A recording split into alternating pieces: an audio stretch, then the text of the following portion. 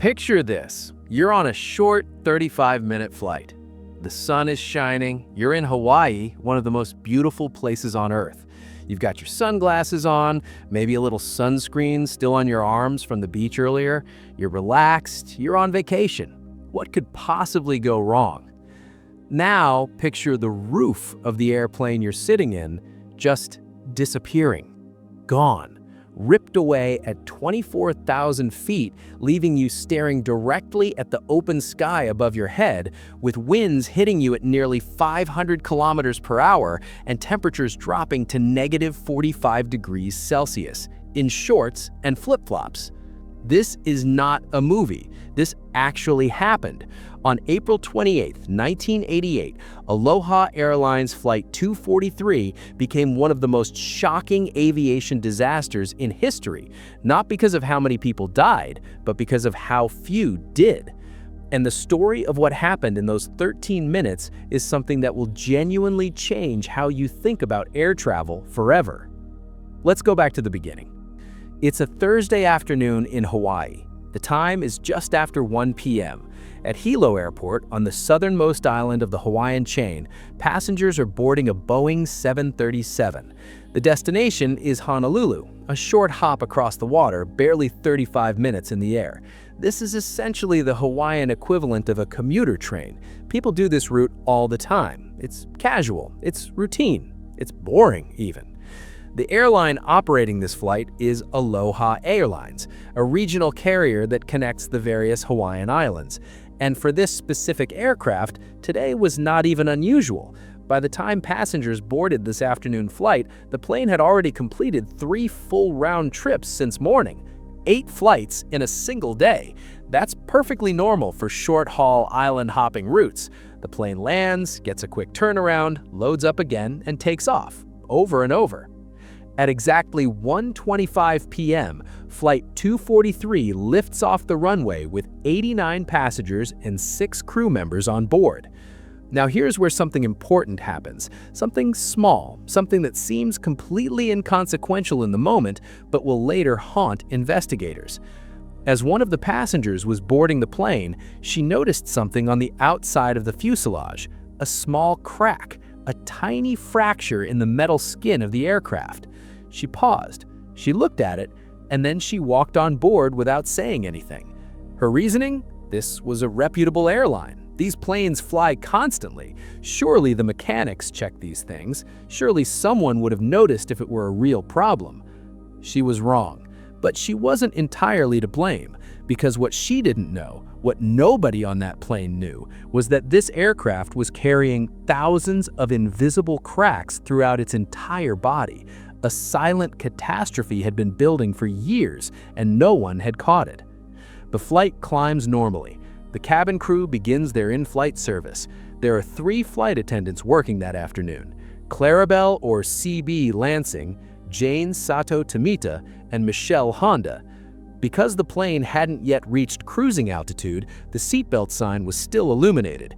Passengers were buckled in, the crew was moving through the aisle with drinks and snacks. At 24,000 feet, exactly at cruising altitude, everything changed in a fraction of a second.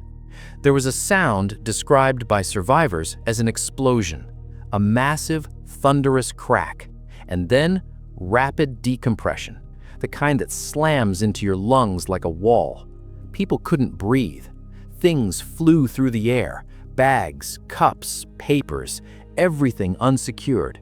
And then passengers looked up and saw the sky. Approximately 35 square meters of the forward fuselage, the roof and upper walls of the cabin from just behind the cockpit all the way back, had been completely torn away. Not cracked, not broken, gone. Just open air where the ceiling used to be. At 24,000 feet, the atmospheric pressure is far too low for the human body to function normally. Without pressurization, without oxygen, the passengers were now exposed to the full brutality of the upper atmosphere. Oxygen masks are supposed to drop in exactly this scenario. You've heard the safety briefing 100 times. But here's the thing. The oxygen mask system had been destroyed along with the roof. The masks were gone, the lines were gone. There was nothing. What passengers were now experiencing was the beginning stages of hypoxia, oxygen deprivation. Within 60 to 90 seconds at that altitude, a person can lose consciousness. Within minutes, the consequences become permanent. Flight attendant Michelle Honda was near row 15 when the explosion happened. She was thrown to the floor. She grabbed the seat legs and held on against winds that were essentially trying to rip her out of the plane. She immediately tried to reach the cockpit through the intercom. No response. She began moving forward, crawling along the floor, grabbing seat after seat, asking passengers, screaming over the roar of the wind, whether anyone knew how to fly a plane. You can imagine what that did to the passengers, to hear a flight attendant desperately asking if anyone on board is a pilot. That single moment told them everything they feared. Flight attendant C.B. Lansing had been serving drinks near row 5 when the explosion occurred. She was standing. There was nothing above her head anymore, and the force of the decompression combined with 500 km/h winds simply took her. She was gone, swept out of the aircraft instantly. 58 years old, 20 years of experience, and not a single thing she could have done. Flight attendant Jane Sato Tomita, near row 2, was slammed to the floor by flying debris. She was injured, bleeding from the head, but alive. Michelle, still crawling, made it to the front of the plane. The cockpit door was gone. She could barely see inside because of the wind and debris. But what she found was not the nightmare scenario she feared. The pilots were alive, and they were already working. Captain Robert Schornsteimer, 44 years old, was a veteran pilot with 11 years at Aloha Airlines. His first officer was Mimi Tompkins, 36 years old. When the explosion happened, both of them felt the shock wave through the airframe.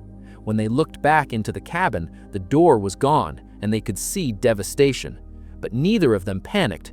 They did exactly what they were trained to do. First, oxygen masks on. At that altitude, they had very little time before they too would be affected by hypoxia. Second, emergency descent, immediately. Captain Schornsteimer pushed the aircraft into a rapid dive, descending at over 4,000 feet per minute. They needed to get to below 10,000 feet where passengers could breathe normally, and they needed to do it in under 2 minutes. But the descent itself carried a terrifying risk.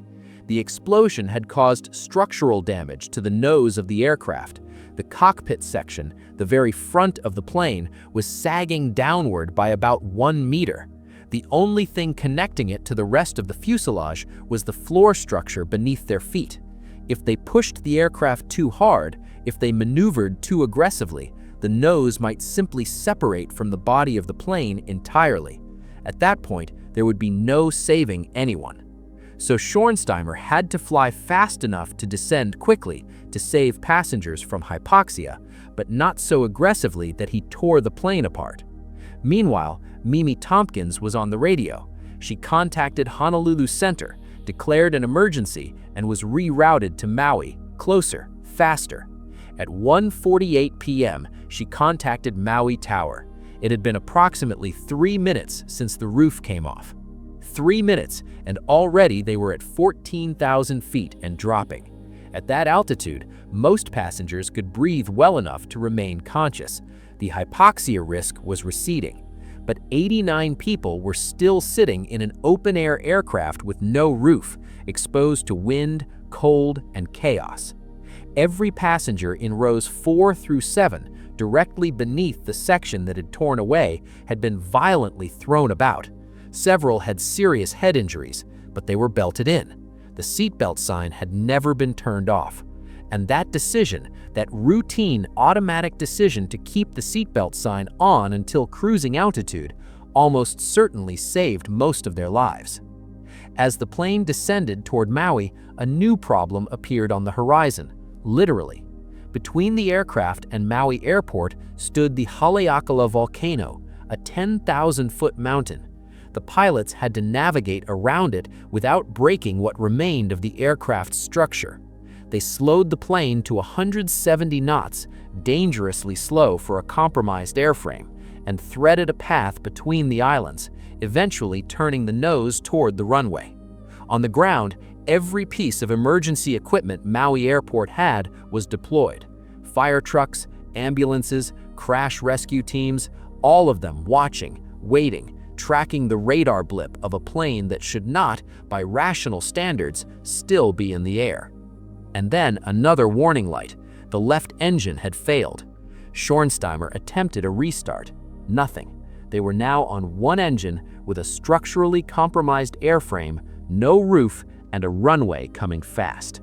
Tompkins deployed the landing gear. The main gear, the two rear wheel sets, locked into place successfully. But the nose gear, the front wheel, showed an uncertain indication. It might be down, it might not be. Without nose gear, they'd have to attempt a belly landing where the nose scrapes the runway directly. For a plane whose nose was already drooping and barely attached, that could mean a catastrophic collapse, and if the fuel tanks ruptured, a fireball. The pilots made the decision. They would attempt the landing regardless. There was no other choice. As the runway came into view, passengers who had spent the last 13 minutes fighting wind, cold, and terror now gripped the armrests, grabbed the hands of strangers, and prayed. Some later described the silence that fell over the cabin in those final seconds, the roar of the wind fading slightly as the plane slowed, in a strange, collective stillness before impact. At 1:58 p.m., exactly 13 minutes and 42 seconds after the explosion, Flight 243 touched down on Maui's Kahului Airport runway. Schornsteimer used the thrust reverser on the remaining right engine along with the brakes to bring the aircraft to a halt. The nose held. The plane stayed in one piece. An emergency observer watching through binoculars from the ground had spotted just before touchdown that the nose gear had actually deployed. The belly landing was never needed. The plane stopped. The emergency teams moved in. Evacuation slides deployed. Passengers came down. Some walked. Some were carried. Many were in shock, looking at each other with the wide-eyed disbelief of people who had just survived something that had no business being survivable. Of the 95 people on board, 94 were alive. C.B. Lansing, 58 years old, a veteran flight attendant who had given 2 decades of her life to aviation, was the only fatality. Search teams went looking for her in the waters between Hilo and Maui. They never found her. In the aftermath, the National Transportation Safety Board launched a full investigation. What they found was both shocking and, in retrospect, inevitable. This Boeing 737 had logged 89,680 flight cycles. Boeing's design service life for the aircraft was 75,000 cycles. The plane was operating 20% beyond its intended lifespan in terms of flight cycles. And because Aloha Airlines operated short island-hopping routes, the plane cycled through pressurization and depressurization up to 10 times a day. Every single time the cabin pressurized at altitude, the metal skin of the aircraft expanded. Every time it landed and depressurized, it contracted. Do that 89,000 times and the metal gets tired. Engineers call it metal fatigue. But metal fatigue alone didn't cause this. The real failure was in the way the fuselage panels were bonded together. The Boeing 737's outer skin is made of overlapping aluminum sheets, each one about a millimeter thick, joined together at what's called a lap joint, a 3-inch overlap secured by rows of rivets. But Boeing's early 737s used an additional bonding method, epoxy adhesive, a strong glue applied to the overlap designed to distribute stress evenly across the joint so the rivets wouldn't have to bear the full load alone. The problem was moisture. In the humid, salt air environment of Hawaii, the epoxy degraded. It didn't bond properly or it broke down over time. And when the glue failed, all that stress transferred directly to the rivets. Thousands of microscopic cracks began forming around each rivet hole. The technical term is multiple site damage, hundreds of tiny cracks developing simultaneously throughout the fuselage. Individually, none of them were catastrophic. Together, they turned the skin of the aircraft into something close to perforated paper. Boeing had actually known about the epoxy bonding problem since 1972, 16 years before this accident, and had switched to a newer hot bonding technique. They issued service bulletins. They flagged aging aircraft. In 1987, a year before the Aloha accident, Boeing issued an alert service bulletin specifically recommending inspection of older 737 lap joints using advanced detection methods. The FAA had also mandated that airlines use eddy current testing, a technique that passes electrical current through metal to detect cracks invisible to the naked eye, to inspect these joints. Aloha Airlines claimed they had used this technique. Investigators found they had not. The inspections were inadequate. The documentation was inaccurate. The cracks were there to be found, and no one found them. When Flight 243 reached 24,000 feet and the cabin pressurized to its maximum load, the combined effect of thousands of micro-cracks finally reached a tipping point. The individual damage sites linked up, the skin failed, and 35 square meters of aluminum vanished into the Pacific sky.